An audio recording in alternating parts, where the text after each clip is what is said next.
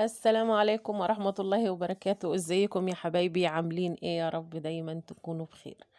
قبل ما ابدأ الفيديو كده عايزين نصلي على الرسول. اللهم صلي وسلم وزد وبارك عليك يا حبيبي يا رسول الله. لو انت جديدة معايا واول مرة تشوف القناة وتشاهدي الفيديوهات بتاعتي، يا ريت ما تنسينيش بالاشتراك وتفعلي زرار الجرس على كلمة الكل عشان يوصلك مني كل جديد. ولو انت معايا وبتشوفي الفيديوهات بتاعتي، يا ريت ما تنسيناش باللايك والكومنت اللي زي العسل زيك. بصوا يا بنات، النهارده عندنا روتين، بس روتين حلو قوي قوي قوي. بجد والله العظيم الروتين ده فعلا بجد انا تعبت فيه، ونفسي ربنا كده يحقق لي كده مشاهدات حلوه على الفيديو ده بقدر ما انا تعبت فيه. وكمان في موضوع تاني برضو هتكلم معاكم فيه، واحنا برضو ايه شغالين كده، بس هقول لكم كده نبذه مختصره عن الروتين بتاعنا النهارده اللي احنا هنشتغل فيه. امبارح كان عندنا ميعاد مع الدكتور، كنت انا ويارا وناصر رايحين وكده، ومحمد طبعا وعلي كانوا في المدرسة، فما كانش في حد الصراحة ينزل يعني يجيب العيش وكده. فعلى بال ما جينا من بره كانت الأفران كلها الصراحة قفلت. قلت خلاص سيبولي بقى أنا الموضوع ده، أنا هخبز لكم بس عيش كده في البيت حكاية، وهنعمل أكلة كده جنبيه، يعني خبزنا وعملنا أكل فاهميني. فما أحلاش كده من يومين الشتا دول كده لما تخبزي كده ويبقى ريحة البيت كده خبيز والشقة تبقى دافية كده وتعملي أكل الصراحة. أيام الشتا بتبقى حلوة قوي في الموضوع ده. فقلت لهم سيبوني انا عندي بقى دقيق كده، وهعمل لكم كمان اكله كده حلوه بالعيش السخن ده تاكلوها معايا. طب هنعمل ايه؟ قلت لهم انا هعمل لكم كده حته صينيه مسقعه باللحمه المفرومه حكايه. كان عندي الصراحه بتنجان قرب ان هو ايه على وشك ان هو خلاص. كنت جايباه من ساعه المشتريات بتاعه السوق، يعني الخضار والحاجه اللي كنت جايباها. فقلت لا حرام كده هيبوظ، استغليه في صينيه مسقعه. يعني الحته اللي لقيتها خلاص كده كانت خلاص قربت تنتهي كنت برميها، كنت باخد بس الحاجات الكويسه يعني اللي فيه. تمام، هنقطع كده كل مكونات المسقعة على بال بس احنا كده ايه عجلنا كده العيش. وكمان عيش النهارده العيش اللي احنا عملناه بميه ودقيق وملح، بس ميه ودقيق وملح، ولا خميره ولا هنحتاج ان هو يخمر ولا الكلام ده كله، يعني حاجه سهله كده وفي وقتها، مش هتستني اي حاجه من الكلام ده كله. تمام، عجلنا كده الدقيق ده كان حوالي كده اكتر من نص كيلو، حوالي اكتر من نص كيلو كده دقيق، وحبة ملح وشوية مية كده وخلاص. احنا مش بنخمره، احنا سيبناه كده يرتاح. انا قلت على بال ما يرتاح كده 10 دقايق امسك كده البتنجان بتاعي بقى كده ايه، اغسله كده اقطعه وهو والفلفل والبطاطس، اقطعه واغسله كده، ادي غسلة كده كويسة، واحط له حبة ملح والبطاطس انقعها في مية، واسيبها كده ال10 دقايق دول بس كده على بال ما اعمل العيش، وبعد كده ايه نشوف هنعمل ايه. بس انا حبيت بس اقول لكم ان احنا هنشتغل فيه او احنا عملنا ايه النهارده. الموضوع بس اللي انا حبيت اتكلم معاكم فيه. بصوا يا بنات، انا ما دخلت المجال بتاع اليوتيوب ده، دخلته انا ما كنتش اعرف حاجه فيه. يعني انا كنت حابه ان انا اعمل قناه، كان نفسي فعلا فيها من زمان ان انا اعملها، يعني كان نفسي في الحاجه كده، كان نفسي ان انا الصراحه اعملها، كان بقالي فتره عايزه اعملها. بس ربنا ما ارادش ان فيديوهات الأكل وكده تنجح، أراد إن فيديوهات التجهيزات بتاعة العروسة هي اللي تنجح. تمام، فأنا بدأت أول حاجة في القناة أصلا بدأت فيها كانت أكل، وبعد كده رحت مدخلة معرفش مش عارفة جات إزاي في دماغي إن أنا أدخل تجهيزات عروسة فيها. لان انا وقت ما عملتها حتى انا سميتها منوعات على اساس ان هي تبقى ايه متنوعه، يعني تبقى فيها حاجات كتير. في ناس كتير كده تقولك تخصصي في حاجه واحده عشان القناه بتاعتك تنجح. بس ايه المانع ان انا مثلا ادخل هنا وادخل في دي وادخل في دي، طالما انا اعرف ان انا انجح فيها، طالما انا اعرف ان انا افيد اللي قدامي، طالما انا اعرف ان ممكن اللي قدامي يبقى عنده معلومه انا ما اعرفهاش، او انا عندي معلومه اللي معايا ما يعرفهاش. ايه اللي يمنع او ايه الوحش اللي فيهم؟ الوحش بقى ان في ناس بتحس نفوسها مريضة، ما تعرفيش يعني إيه اللي عندها ما تعرفوش.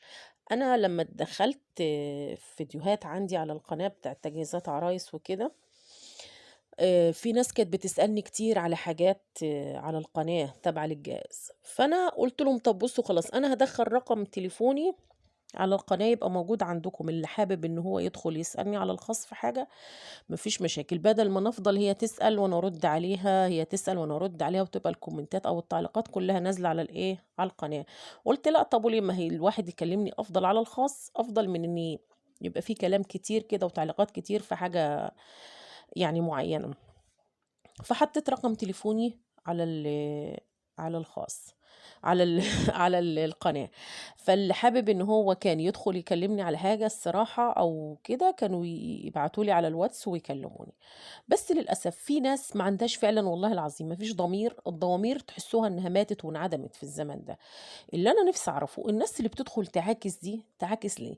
إحنا مش قناة إحنا مش قناة يعني معلش أنا مش مثلًا بنوتة عندي 16، 17، 18، 20 سَنة مثلًا، ولا أنا خارجة بحاجة خارجة، ولا عايزة أقول لكم أنتم شايفين أغلبية مواقع التواصل الاجتماعي عليها حاجات يعني بتشوفوا أنتم القنوات وبتشوفوا الحاجات يعني ناس ربنا يرحمنا، ربنا يرحمنا يا رب، بتبقى مصوّرة إيه وعاملة إيه.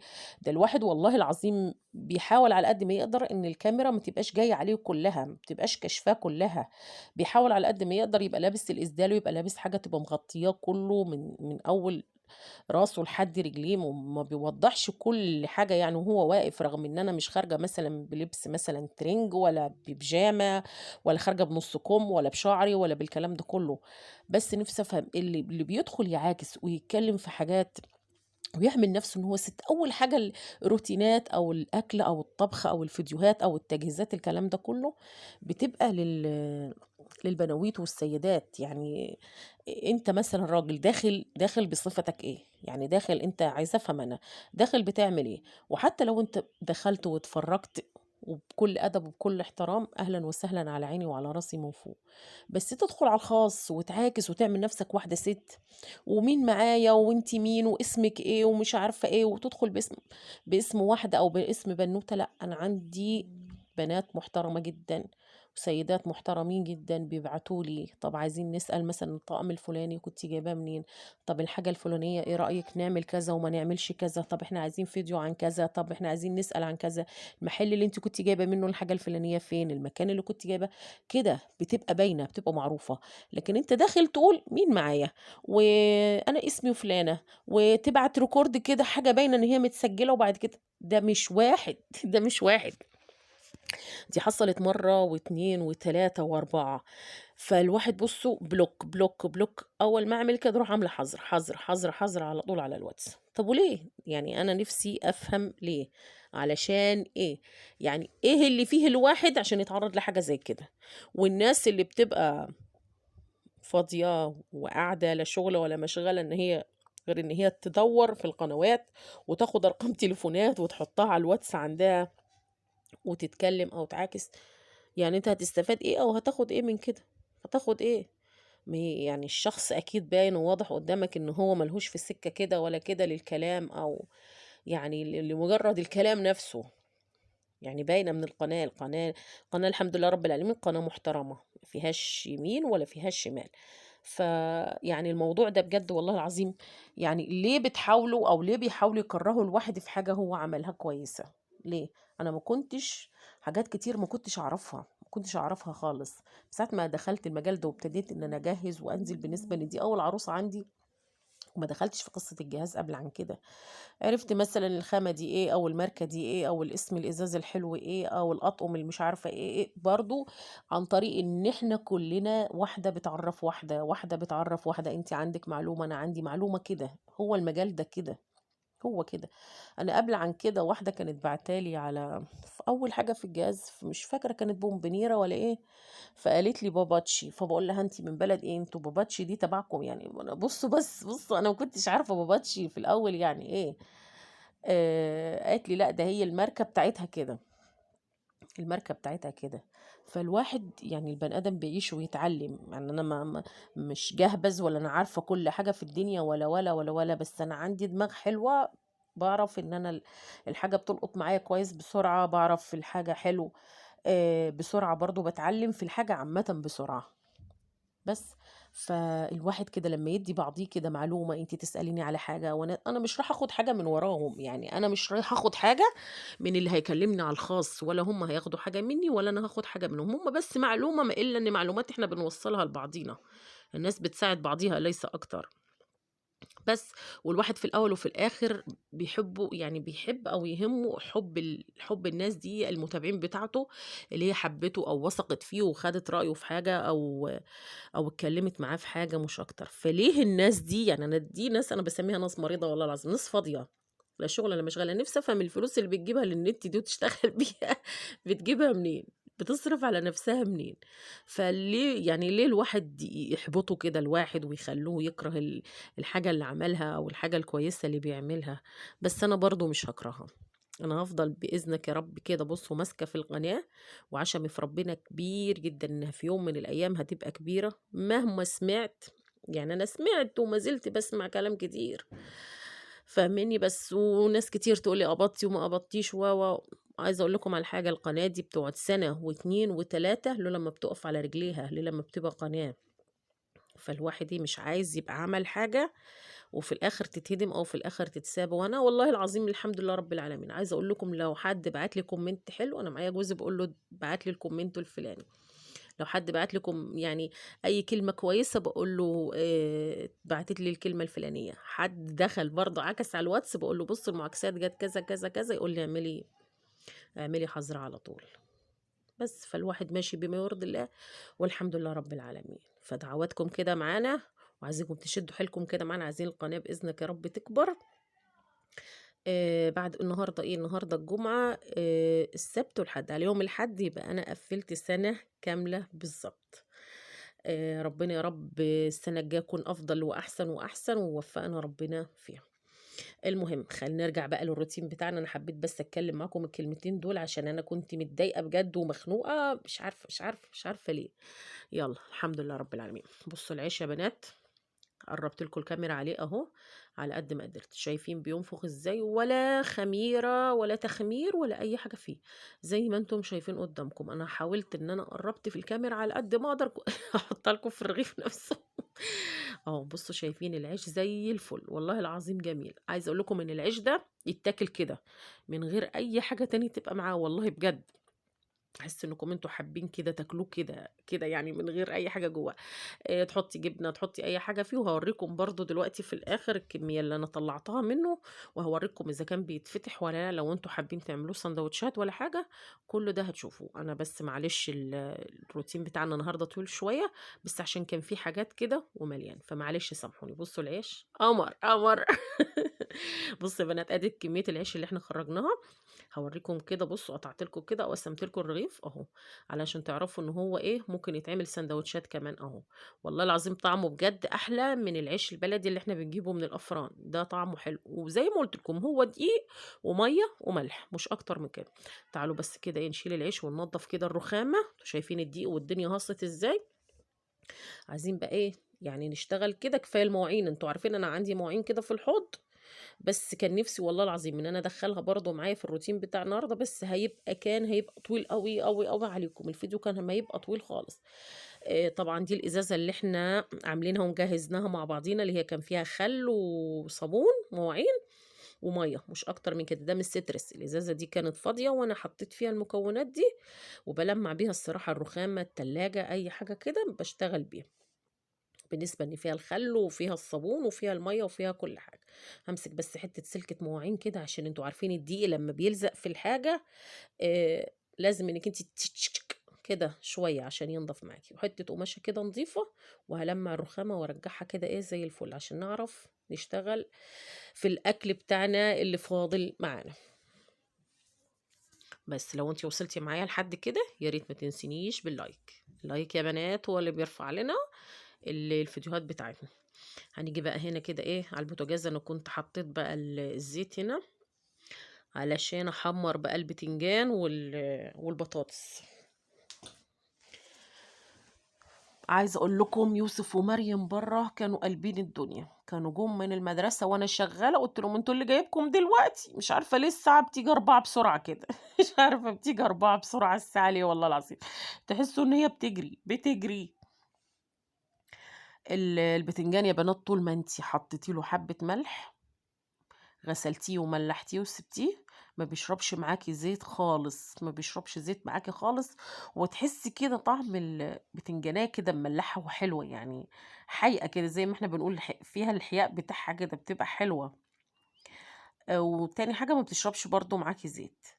بس قُلت يالّا خلّينا إيه، نشوف الأكلة اللي تمشي كده مع العيش بتاعنا اللي تمشي مع العيش بتاعنا، فقُلت المسقعة حلوة كده نعملها وحتّة لحمة مفرومة كده صغيرة نرميها في قلبها وتبقى زي الفل.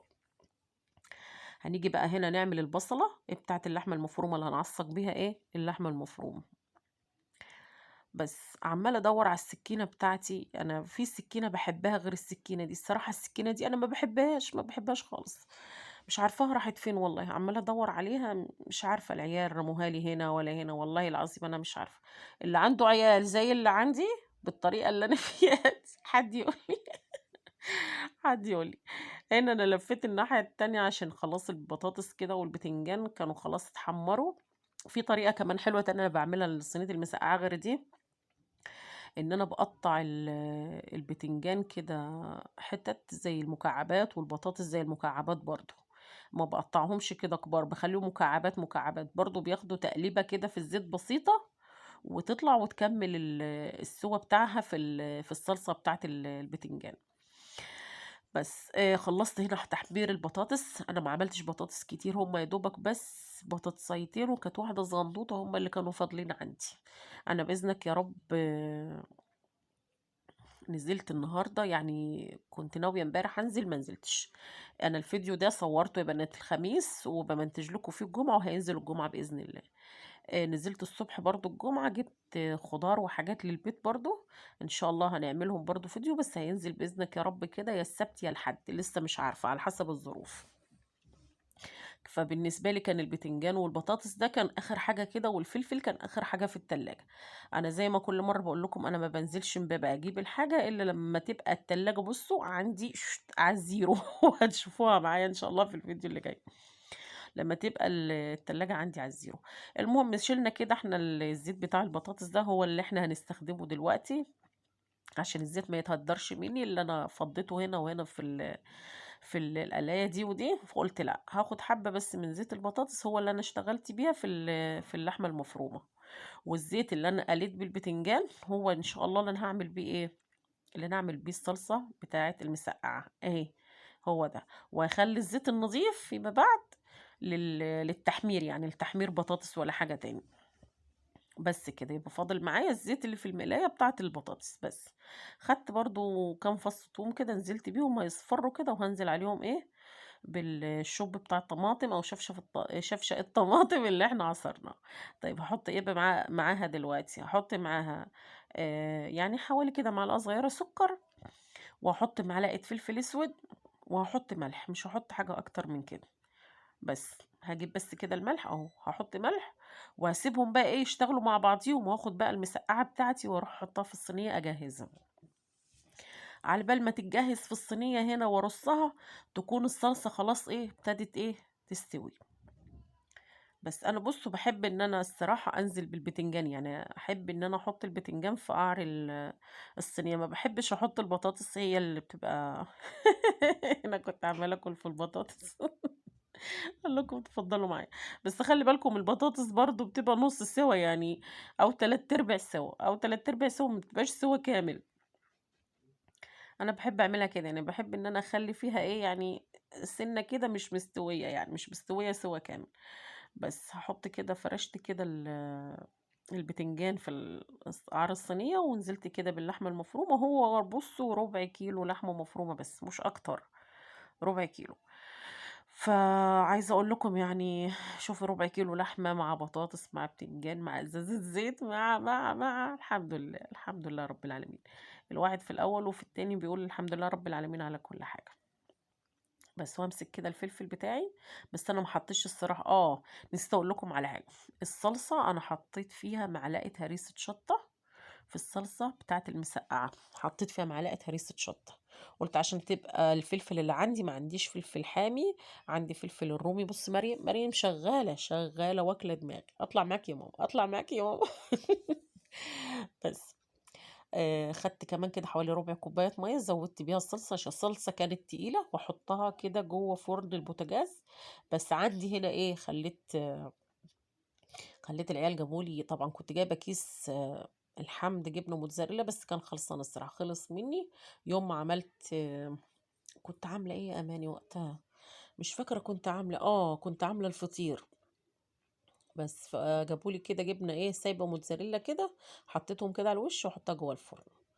بصوا يا بنات، دي شكلها بعد ما خرجت. الجبنه الصراحه جميله، طلعت جميله وسايحه اهي. بصوا شكلها عامل ازاي. انا ما غرفتش او ما جهزتش معاكم عشان ناصر الصراحه ما كانش لسه وصل، فانا قلت اجهزها كده واسيبها كده في فرن البوتاجاز. بعد ما اطفي عليها تقعد بقى كده ايه جوه الفرن على بال هو ما يجي نبقى نسخنها تاني.